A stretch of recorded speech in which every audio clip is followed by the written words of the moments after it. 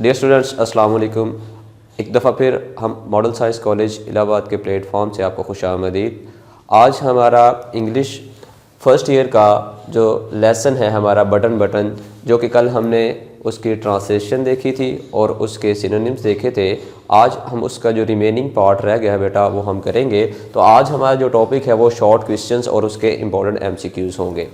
जी, short questions के हवाले से सबसे पहले डिस्कस करते हैं। जैसा कि आपको पता है कि शॉर्ट क्वेश्चन जो है बेटा 2 मार्क्स का आएगा, 2 मार्क्स उसके होंगे। 2 नंबर का एक सवाल होगा। अब 2 नंबर के सवाल के हवाले से जो उसकी लेंथ है वो बहुत मैटर करती है। स्टूडेंट्स जो है वो ये पूछते हैं सर उसकी लेंथ कितनी होनी चाहिए, हमने उसको कितना लिखना है, क्योंकि जो पेपर पैटर्न है उसके मुताबिक ये आता है कि वो 3 to 5 सेंटेंसेस, 3 to 5 लाइन्स लिखा होता है।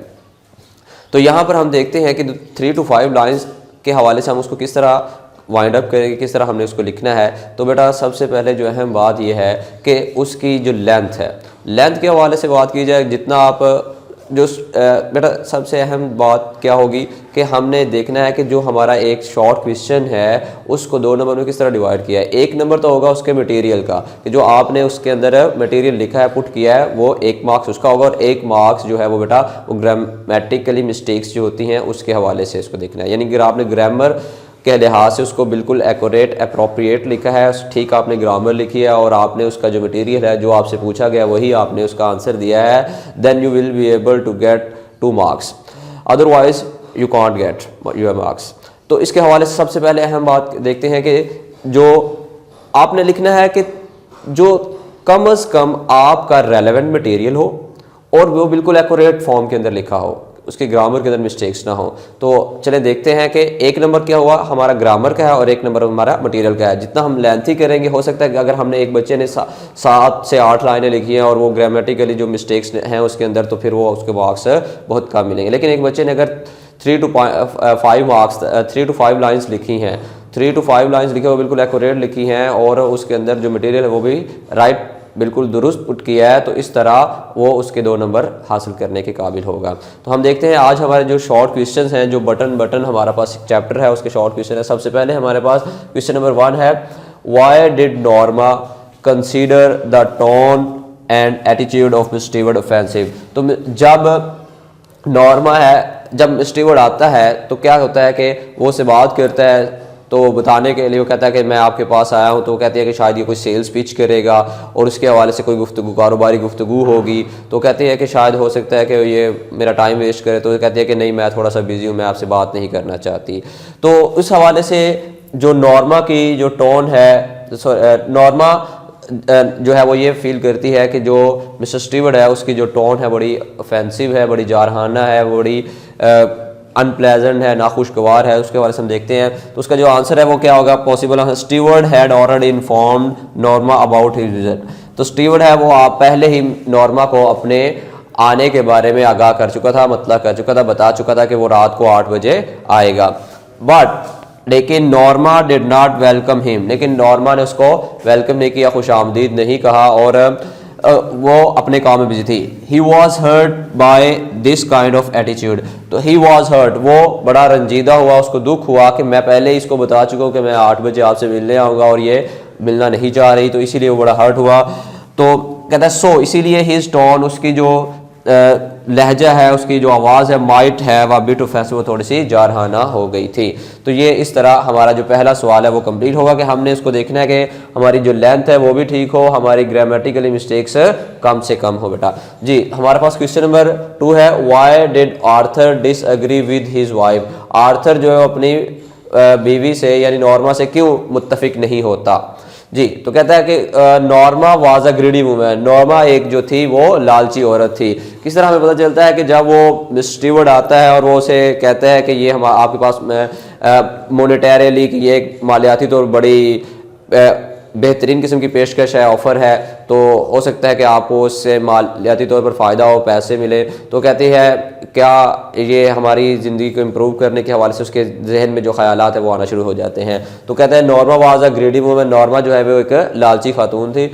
She was ready to kill someone for money, तो जो क्या थी वो किसी को पैसे की खातर कत्ल करने के लिए तैयार हो जाती है। कि वो कहती है कि अगर कोई बूढ़ा किसान है, वो चाइना के अंदर रह रहा है या कांगो के अंदर कोई बीमार है, अगर कोई दुनिया के अंदर मर जाए जिसको हम नहीं जानते, तो इसके बदले में हमें $50,000 मिल जाए, तो ये एक हमारे लिए बहुत बेहतरीन अपॉर्चुनिटी है। तो क्या हम इसको अवेल करना चाहिए? तो ये हमारे लिए कोई गलत बात नहीं है। On the other hand, but Arthur disconsider it a murder. Arthur जो है वो एक बड़ा रहमदिल शख्स है। वो ये कहता है कि बहुत ये गलत बात है। वो काइंड हार्टेड पर्सन होता है। वो ये सोचता है कि हम पैसे के लिए किसी को कत्ल करें तो ये बहुत इमोरल एक्ट होगा। तो but Arthur consider it a murder, कि ये एक कत्ल है। सो इसीलिए ही डिसएग्री विद हर, तो इसीलिए वो अपनी वाइफ के साथ डिसएग्री होता है, वो मुत्तफिक नहीं होता। वो ये कहता है कि हम पैसे के लिए किसी को कत्ल नहीं करेंगे। जी, तो हमारे पास जो क्वेश्चन नंबर 3 है बेटा, वो कुछ इस तरह से है। जी बेटा, क्वेश्चन नंबर 3 है हमारे पास, why did Norma persuade her husband to agree with her. तो नॉर्मा जो थी वो अपने खावंद को अपने साथ मिलाने क्यों तरगीब दे रही थी? उसकी वजह क्या थी कि वो क्यों अपने खावंद को चाहती थी कि हम ये काम करें? Norma wanted to get money, Norma रकम हासिल करना चाहती थी। टू फुलफिल हर विशेज़, अपनी ख्वाहिशात को पूरा करने की। नॉर्मा जो है उसकी अपनी जो ख्वाहिशात थी उनको पूरा करने के लिए वो क्या करना चाहती थी? वो अपनी ख्वाहिशात पूरा करने के लिए वो तमाम चीज़ों के लिए उसे रकम की ज़रूरत थी। उसकी ख्वाहिशात क्या थी? कि उसका एक नाइसर अपार्टमेंट हो, नाइसर फर्नीचर हो, नाइसर क्लॉथ हो, उनके पास गाड़ी हो, और वो तमाम जो ख्वाहिशात है जो कि एक इंसान की ज़रूरत होती है या उसकी विशेज़ होती है, उसको पूरा करने के लिए वो तब उसको रकम की ज़रूरत थी। On the other hand, but her husband, लेकिन उसकी दूसरी जानब जो उसका खावंद था, बट हर हस्बैंड, उसका खावंद was not ready to kill someone for money. On the other hand, जो आर्थर होता है वो किसी को रकम के लिए कत्ल करने के लिए राज़ी नहीं होता। देयरफॉर, इसीलिए शी केप्ट ऑन परसुएडिंग, इसीलिए वो उसको बार बार तरगीब देती रही, उसको कहती रही कि आप हमें ये काम करना चाहिए। Her husband to agree with her, के वो उसके साथ मुत्तफिक हो जाए, राज़ी हो जाए। जी बेटा, क्वेश्चन नंबर 4 है हमारे पास, व्हाट वर द रीजंस, क्या वजूहात थी वो Norma gave to her husband, जो नॉर्मा ने अपने खावंद को दी, टू एक्सेप्ट द ऑफर, कि वो हमें इस ऑफर को कबूल कर लेना चाहिए। जी, तो इसका जो पॉसिबल आंसर होगा, शी सेड दैट, उसने वो कहा, उसको वो आर्थर कहती है, they would not really kill someone, कि वो हकीकत में किसी को नहीं मार रहे हैं। वो कहते थे कि हो सकता है वो कोई एक्सेंट्रिक, कोई पागल खपती जो बूढ़ा है, मिलीनियर पर्सन है, अमीर है, करोड़पति है, वो ये सारा रिसर्च पर्पस के लिए कर रहे हैं, वो हकीकत में किसी को नहीं मार रहे हो। बल्कि वो ये कह रही थी कि हो सकता है कि वो ये जानना चाह रहे हो कि आम पर्सन जो है, एक बिल्कुल नॉर्मल पर्सन या एक आम आदमी है, उसके क्या एहसासात होते हैं, क्या उसके फीलिंग्स होती हैं। They were doing it for a research purpose, हो सकता है वो कोई तहकीक करना चाह रहे हो कि लोग के ख्यालात क्या हैं।